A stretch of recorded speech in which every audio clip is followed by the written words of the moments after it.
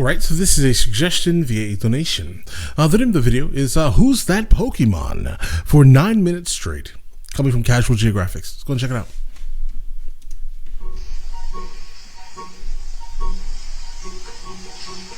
So a lot of y'all tagged me and wanted to know what that is. And honestly, I don't really know. Okay, that was kind of cap. It's a maned wolf and they're pretty common in Brazil and Argentina.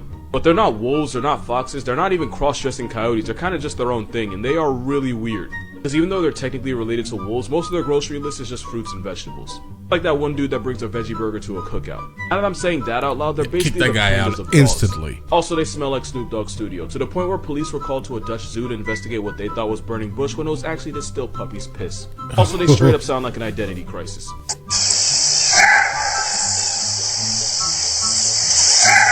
See what I mean when I say they're just weird as hell? Hey, listen, they're beautiful.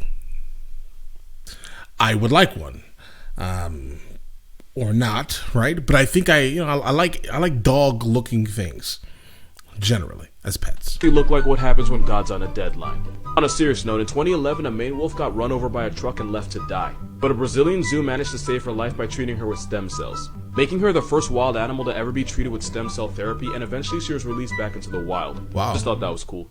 Yeah, this is pretty cool.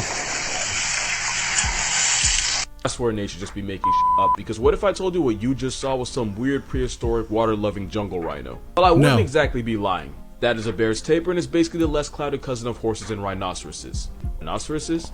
You might recognize them from Ice Age. Or it might remind you of Drowsy, because this Pokemon is actually based on a Malayan tapir. And that's because in Japanese mythology, the Malayan tapir would devour the nightmares of all the townsfolk to make sure everyone had good dreams. Okay. The Baird's tapir is the national animal of Belize, and even though it looks like a rough draft rhino, its nickname is actually the mountain cow. And they're way bigger than you think, and at up to 800 pounds with a horse's mouthpiece, they are 100% capable of f***ing you all the way up. Up to 800 pounds? There's also something about them that, I'm not proud that I know this. Basically, tapirs have a fifth leg, and they've been known to use that meat tripod as a back scratcher. Okay. Because guidelines has been on mine, I'm not going to show you. Instead, here's ASMR you didn't know you needed.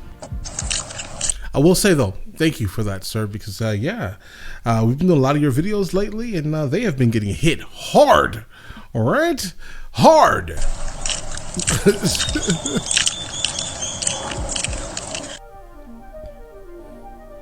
Bro,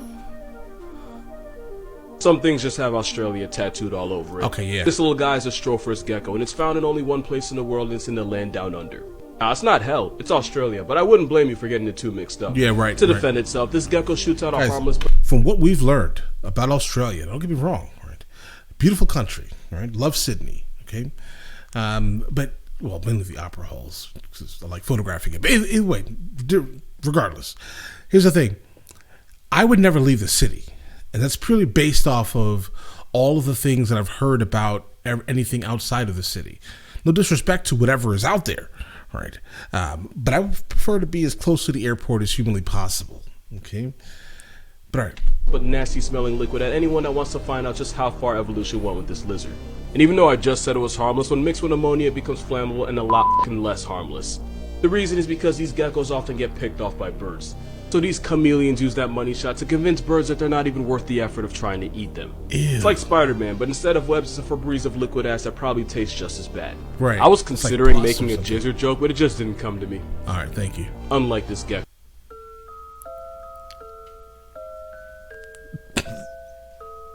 So when I first talked about this, I thought it was a black sea hare, a giant species of sea slug, but it turns out the truth is somehow weirder than that. This crab is being eaten alive by a worm. Specifically a marine flatworm, part of the group Pseudoceras.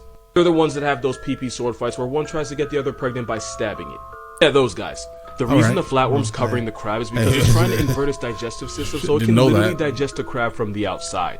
Or option 2, it'll spit digestive juices into the crab, wait for the crab to become a pre-digested paralyzed soup, and then slurp it through its mouth. Also, some flatworms will use poison to cripple their prey just so they can eat them alive. The poison some of them use is a toxin called tetrodotoxin. If that sounds familiar, it's the same toxin that makes the blue ring octopus and the fugu blowfish so dangerous. And by dangerous, I mean this octopus can turn 26 grown men into hashtags. And this blowfish can drop 30. Not points, but bodies. Right. Moral of this video?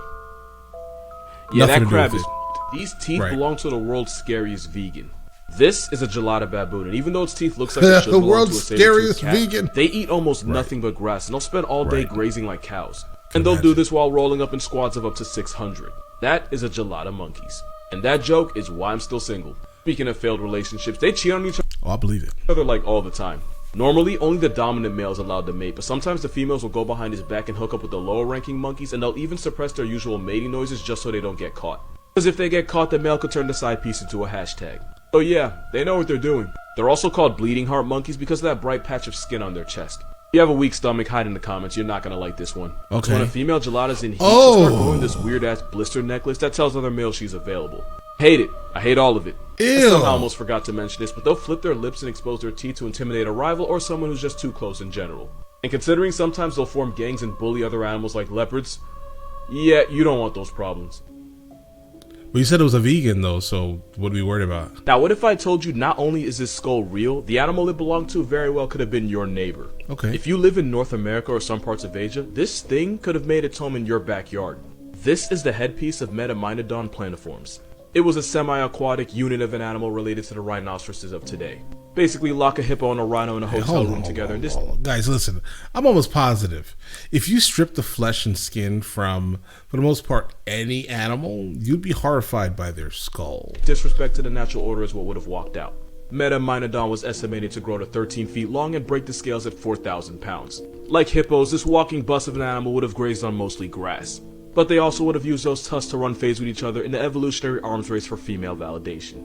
And also like hippos and crocodiles, Metamynodon's eyes were near the top of its head, meaning it could see you while being almost completely submerged underwater. So you don't even just see like the the homicide full- horse of today, Metamynodon would have been a fucking problem. But this swamp rhino got vaulted about 35 million years ago. Okay. Because even nature knows when to stop the gimmicks. Nah, it's just me, but check this out. This is one of the most What was endangered animals that? in the entire world, and there's not much time left for them. This is a vaquita, and scientists believe there can be less than 10 of them in existence. Just a little background, a vaquita is a type of porpoise, and a porpoise is just a Dollar Tree dolphin that no one seems to really know about. Okay. And this off-brand flipper exists in only one place on the entire planet. Are there only The 10 only of place in them? the world you can find it is in the Gulf of California and Baja California in Mexico. Even though it's related to literally the biggest animals in the world, at less than 5 feet long, the vaquita is the smallest of all living cetaceans, which is a group that includes blue whales. Okay. The biggest threat to this travel-sized dolphin is they keep getting caught in fishing gear, which causes them to drown. To show you how badly we hoed this Make-A-Wish whale, 1997 there was believed to be something like 600 of them. Okay. That number dipped to 245 in 2008. Now there aren't enough in the world to run a game of full-court basketball. The worst part is they were first So why are we not trying to preserve these animals then? discovered in 1958, which means we managed to pack their entire up in only 60 years. The Mexican government banned fishing with gill nets, which was their biggest threat. There's also petitions like this to raise awareness. Link in bio. Link in bio. If we're being honest, it might just be up for them. On this episode of Animals That Were Never God's Favorite, squids have a donut-shaped brain with their esophagus running through it. The donut shape actually helps them link information that they receive between the two eyes. But it also means squids are forced to eat with small bites at a time. Because if a squid tries to swallow something too big, it can actually mess around and give itself severe brain damage. The hole in the brain isn't even that big, it's like less than half an inch. Which means something like a Popeye's biscuit would give them an aneurysm. That is not a Popeye's biscuit. Okay. Alright. Drama over. That is if it didn't past tense them instantly. Giant squids avoid getting flatlined by their food because they have a radula, which is basically a tongue with teeth. So if a giant squid tried to eat you, it would first tear you to shreds with that nightmare of a tongue before swallowing you. And only after grinding you into human dirt would the squid be able to pass you down his throat. Now nobody's perfect, but having to eat basically flavored sand for your entire life just so you don't accidentally factory reset yourself just seems like an intentional you from people wanted me to react to this, so basically there's an animal draft and I have many thoughts. Most people choose between a good time and a long time, and Team 1 said F it and chose neither. You failed the assignment when the most intimidating animal on your roster is this. Hold on, what was that? Animal on your roster is this. Okay, animals draft. All right, I was looking at it. I just was waiting for him to kind of explain it. Let's see. Yeah, number 1 is the worst. Period. There's no doubt here. I'm looking at the other ones here. I would want nothing to do with, obviously, Team 5. That's ridiculous. Or Team 3. Yeah, that's ridiculous. That's ridiculous. Team 4. Well, there's a horse there. Well, horses are dangerous, are they? I don't think so, right? But either way, yeah, number 1 would probably be the one that I would probably take on, but I would have a problem with probably number 2 and number 3, being the bison and the cheetah. I don't want nothing to do with that.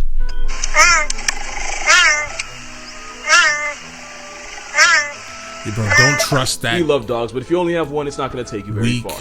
Bison are cool, but since evolution them and put 2 of their lungs in one cavity, for an animal built like a tank, they're pretty easy to one-shot. Sea turtles are dope, but you picked an animal that can get folded by a Ziploc bag. Team 1, it's up for you. Team 2 used the 2nd overall pick on a steroid weasel. Now that tells me all I need to know. Made up for it with the crocodile and the Komodo dragon, and elk isn't exactly terrible, but your team does lack one very important thing. Okay. I got no type of speed. And notice how I didn't even acknowledge the koala. Because unless it's during the 10 minutes they're awake every day, the koala isn't going to be a factor. Even if it was, it wouldn't be good for much except spreading chlamydia to the other teams. Now we get into the real shit. Team 5, you started off strong by picking the largest land predator on the planet with the polar bear. I guess you ran out of to give because then you picked the African bullfrog and followed it up with a genetic disaster that is the liger. Technically, the liger is the biggest big cat on the planet. But it's also a walking medical bill that can suffer from arthritis, organ failure, and cancer. You wouldn't even have to kill the liger, time would do it for you. You do get points for picking the animal with the highest recorded bite force at 3,700 pounds per square inch. It's kinda like getting hit with a prehistoric sledgehammer with teeth. Then you followed it up with an animal literally nicknamed Black Death in the Cape Buffalo, not bad. But honestly, none of that even matters because Team 4 did y'all dirty. Team 3 is tough, I am not denying that. But any team with the largest animal on land, the actual largest big cat because ligers have no business existing, and the psychopath of the sea. Bro, how does a liger even exist? And if you disagree, elephants body hippos, a horse could kick a cat where his lights out, a tiger would murk kangaroo jack. This is what orcas do to sharks. And the panda, I ain't gonna lie to you, he's just there for vibes. Basically, it comes down to this. Nothing on land is f***ing with an elephant, nothing in water is checking an orca. Adding a tiger is just gravy. Team 4 got it. I don't get the horse though, guys. I don't know. Listen, a lot of new animals here. Here's the thing. That last animal draft though,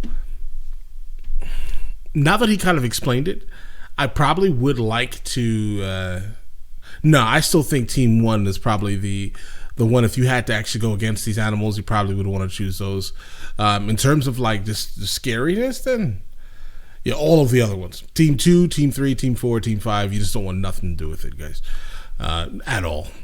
No chance. I'm always armed, so I don't mind the bison if need be, or kind of the cheetah, right? But I don't think that me being armed would have anything to do with a Nile crocodile, or a hippo, or a great white, or a grizzly bear.